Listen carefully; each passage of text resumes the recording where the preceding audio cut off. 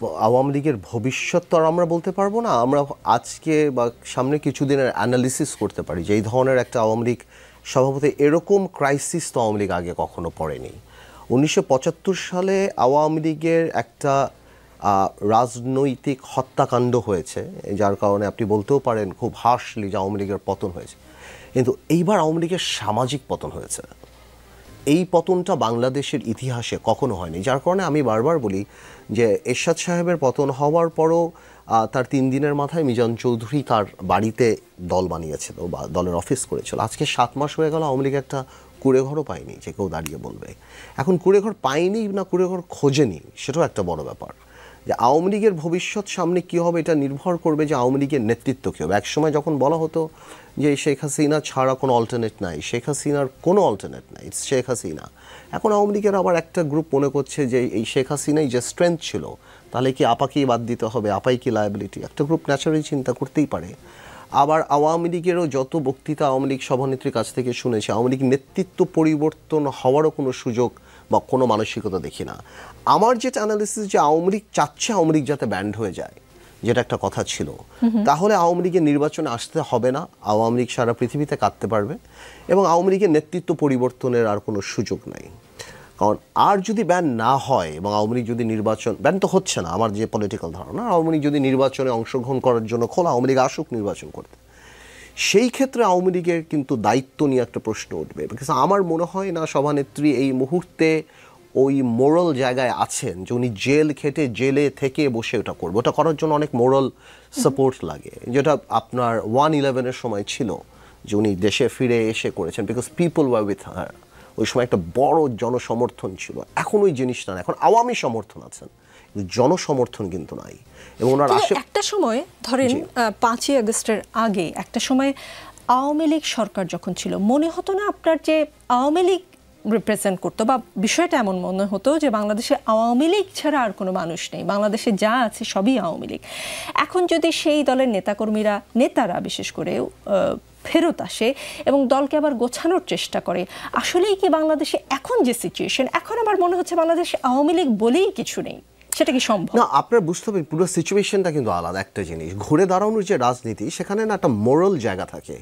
এখন আওয়ামী লীগ কিন্তু 75-এর পরও ঘুরে দাঁড়িয়েছে, আওয়ামী লীগ কিন্তু 1/11-এর পরও ঘুরে দাঁড়িয়েছে, কিন্তু এখন আওয়ামী লীগ চোর, এখন আওয়ামী লীগ দুর্নীতিবাজ। এখন যে আওয়ামী লীগকে আপনি এত ভালো মনে করতেন, সে আওয়ামী লীগ এস আলমের পকেটে, দরবেশের পকেটে, আরও অনেকের পকেটে। এক একটা এমপি মন্ত্রীর 250, 300, 400, 500 বাড়ি, পিয়নের কাছে 400 কোটি টাকা। এই লায়াবিলিটিগুলি আপনার নিতে হবে, এই জিনিসগুলি। সো আওয়ামী লীগ দেশে বিদেশে বদনাম হয়ে গিয়েছে, আওয়ামী লীগের হাতে রক্ত, আওয়ামী লীগ 3বার গণতন্ত্র হত্যা করেছে। সো এত বড় এক্সট্রা ব্যাগেজ নিয়ে ওই ক্যালিবারের, ওই স্ট্যাচারের কোনো নেতা নাই যে এসে বলবে যে আমি ঘুরে দাঁড়াবো। আর যে আসবে সে এখন এভিয়ান পানি খায়, তার প্রেফারেন্স চেঞ্জ হয়ে গিয়েছে। আপনি বুঝতে পারছেন, এক সময় যারা এই রাজনীতিটা করতো, যারা আইয়ুব খান, ইয়াহিয়া খানকে ভয় পায়নি, কারণ তাদের মধ্যে অনেস্টি ছিল। এখন তারা 1000 কোটি টাকার মালিক। কেন আসবো আমি কষ্ট করে? আমার তো হয়ে গিয়েছে, আমার তো বয়স হয়ে গিয়েছে, আমার বাচ্চারা বিদেশে সেটেল, প্রত্যেকটা মন্ত্রী মিনিস্টারে তো বাচ্চারা বিদেশে চলে গিয়েছে। এই লাগেজটা করে ওরা ট্রেন্ড না। ওরা এতদিন মারামারি করেছে, পাশে পুলিশ, ডান দিকে হেলমেট বাহিনী, বাম দিকে এরা, বাম দিকে এসবি। ওদের রাজপথে আন্দোলন করে আওয়ামী লীগকে আনার জন্য ওরা ট্রেন্ড না, দে আর নট ট্রেন্ড। যে 25 বছর বয়স আজকে যে ছেলেটার, ও তো জন্মের পর থেকে যে আওয়ামী লীগ করে, ও তো দেখে যে আমি তো ক্ষমতায়, তো দে আর নট ট্রেন। তো আমার মনে হয় এখন দেখুন 75-এর 15ই আগস্টের পরে যখন সভানেত্রী ফেরত আসলো, তখন তার পাশের লোকগুলি কারা ছিল? রাজ্জাক সাহেব, আমু সাহেব, তোফায়েল, আব্দুল সামাদ, আজাদ, মতিয়া চৌধুরী, এটা ওইটা আরও কত বড় বড়, কি কেউ নাই। আজকে আপনি ছোট একটা বলতে হয় সভানেত্রী একটা ঝাড়বাতি, সেটা বন্ধ হয়ে গিয়েছে, সবাই চলে গিয়েছে, দিস নো বডি। তো আপনার তো ওই টিম লাগবে, আজকে ওই টিমটা নাই। তো আমি মনে করি আওয়ামী লীগের জন্য সামনে খুব কঠিন অবস্থা হয়ে দাঁড়াবে। এবং সভানেত্রী যদি কোনো কারণেও ওই কনফিডেন্স নিয়ে ফেরত আসে, তাহলে আমার মনে হয় যে things will be different, because আগের মতো ওই ইমোশন আওয়ামী লীগের পক্ষে নেই। সো আমি মনে করি আর যদি আওয়ামী লীগের মধ্যে ষড়যন্ত্র হয়, চক্রান্ত হয়, আওয়ামী লীগের একটা গ্রুপ যদি মনে করে যে আমরা ভাঙবো, আওয়ামী লীগ ভাঙবো, আওয়ামী লীগ আসবো, আমরা একটু লেভারেজ পাবো, মানে আমাদের কাছে আর কি রাজনৈতিক ভাষায় যেটা আমরা বলি আর কি, এটা হতেই পারে, সেই ক্ষেত্রে আবার সিচুয়েশন ডিফারেন্ট হবে। বাট এখন পর্যন্ত আপনি আওয়ামী লীগ বলে না, পলিটিক্যালি তো আগে গাছ লাগাতে হবে তারপর ফল খাবেন আপনি, আওয়ামী লীগ ওটা নিয়ে ইন্টারেস্টেডই না। আর আওয়ামী লীগের যেই ইউনূস সাহেবকে এবং এই ছাত্রদেরকে জঙ্গি ডাকা, ইউনূস সাহেবকে এবং গণঅভ্যুত্থানকে একটা ষড়যন্ত্র চক্রান্ত জঙ্গি অ্যাটাক ডেকে আপনি কিভাবে রাজনীতি করবেন? সাবটিরিয়ার কোনো দেশ প্রধানমন্ত্রীর তো একটা গলার মালা যেটা ইউনূস সাহেবের গলা থেকে খুলে অন্য ক্যালিটি নেই। আওয়ামী লীগের আসলে প্রক্রিয়ার মধ্যে দিয়ে আসতে হবে, যেই প্রক্রিয়া এখনো স্টার্ট হয়নি। জি, এই প্রক্রিয়াটা স্টার্ট করার জন্য আপনি বলছেন যে ক্ষমা চাইতে হবে, জিনিসটাকে আসলে জুলাই গণঅভ্যুত্থানে স্বীকার করতে হবে। জি, এই গণঅভ্যুত্থানটাকে স্বীকার করতে হবে।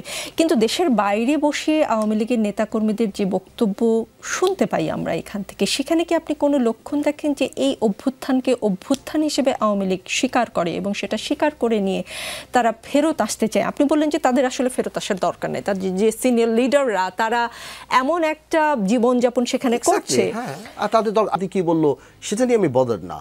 আওয়ামী লীগের সভানেত্রীর বক্তব্যগুলি আমি শুনেছি, সেখানে আমি দেখছি she is in attacking mode. Okay, সে একটু বলছেন যে আমি ছাত্রদেরকে ক্ষমা করে দেবো, ওদের কোনো দোষ নাই, বাকিদের আমি ছাড়বো না। কারণ হয়তো উনি চিন্তা করছেন যে সবাইকে যদি আমি খেপিয়ে তুলি তাহলে সবাই এক হয়ে যাবে।